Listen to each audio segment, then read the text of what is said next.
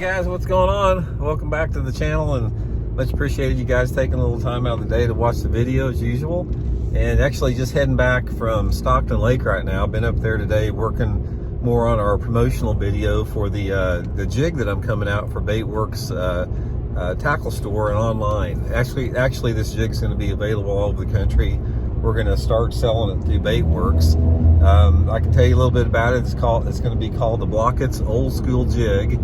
And I'm really excited about this jig, guys. Man, this is something that I've had in my mind for like 45 years. And Baitworks is, giving me the opportunity to work with them to design it. We've got a great video coming out on it. It's probably going to come out, I'm going to guess, a couple weeks. So I'll keep you guys updated on where you can order them at, and give you guys a lot of tips and advice on how to use them, man. So anyway, driving back down, I wanted to do a little commentary on basically dudes that drive too fast. And one of the reasons I saw this, I saw a guy driving to the lake today like a freaking nut, driving like 75 miles an hour in a 50-mile-an-hour zone, pulling a boat. And I just want to talk about this a little bit, truck and boat driving both. And one of the things that I've noticed is just like everybody just needs to take a chill pill and slow down. It's like back in Springfield, I'm so tired of these goobers that drive these Chargers and these Mustangs, and they think when they get to a stoplight, they've got to nail it out of every stoplight. They can't just pull out normally. They got to goose it, nail it, and rev it up. So I just don't understand that. And let's talk a little bit about vehicles first. That's one of the reasons, guys, I got 410,000 miles out of my last pickup truck, and my stepdaughter's driving it now. It's still running great. Is I didn't drive it like a nut job. It's like when I pulled out of a stoplight, I just slowly, moved forward and worked up to the speed limit. I didn't nail it and goose it out of the stoplight and, run my transmission and, the everything else along with it, all the problems that come with, driving it hard like that.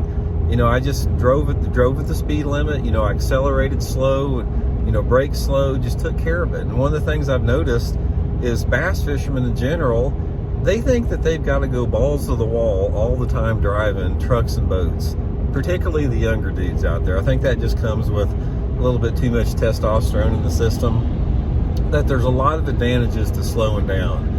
From the obvious, number one, it's easier on your equipment. Your stuff's going to last longer. That's one of the things I learned from my dad. He basically taught me to drive slow from the time I was young. From his standpoint, it was because you don't tear your stuff up as much, which he was right. So from that standpoint, your stuff's going to last a lot longer. You're not going to have the repairs. Number two, it's a lot safer. All you guys that are driving out there like nut jobs, you simply don't have the reaction time to slow down if you get into a situation that possibly could cause a wreck or an accident. And number three, it's just like it's more relaxing to yourself mentally if you don't drive fast. Driving fast causes some type of anxiety, not only for you, but for the people you're driving fast around. It just cracks me up to see these guys. Ever since I've been tournament fishing, I'll see these guys driving like 10, 15, 20 miles an hour over the speed limit at 5 o'clock in the morning to get to the boat ramp just to launch their boat and sit there in the cold and dark for 2 hours. It's like what's the point? It's just chill out. If you think you got to drive fast to get somewhere, why don't you leave earlier? Get out of bed earlier. Just prepare a little bit. So that's the truck situation. Now it's the same for the boat. Again, you got these same dudes out there that thinks that there's only two speeds on a bass boat, neutral and wide open. They think that if they run across the next cove, they got to go balls to the wall to get over there. And this is one of the worst things you can do, because first of all, number one, it's like when you're running fast down the lake, especially when you don't need to be running fast, you're missing so much. Your electronics can't read clearly. If there's any subtle things that you're looking for on the bank, you can't see them again. Your awareness is cut down because you should be focused on where you're going. That's why most of the time, if I'm not in a tournament situation, I don't run to 30 miles an hour, even in practice, because you simply miss too much from driving too fast. That's the first thing about it. Second thing about it is safety again. Guys, I'm telling you right now, people do not give bass boats the respect that they deserve for being dangerous. Bass boats are dangerous, and you can get yourself in trouble so quick on a bass boat when you don't think you were. There's stuff under the water you can't see that's floating. You don't know when you're gonna, keel hook the boat and, spin it out. There's so many different things. Other people around you. So from that standpoint, the faster that you're going in a bass boat, the more your odds of having an accident are they increase tenfold simply by going fast. The only times that I go wide open in a bass boat is if I'm in a tournament situation and everything is perfect. If the conditions are perfect on the lake, if there's nobody around me, if it's safe where I'm going to let her rip, then I will if I have to get to point A to point B in a hurry. Most of the time, even in a tournament, I'm not running wide open because, again, I don't want to miss anything. Because if I'm running wide open in a tournament, unless I have one specific spot I want to go to, I'm looking around. A lot of times I only run 40, 45 miles an hour during a tournament, because, I'm still scouting and I'm still looking. And I see guys all the time. They're, like I said, they're running super hard. They cut corners. They get way too close to other boats.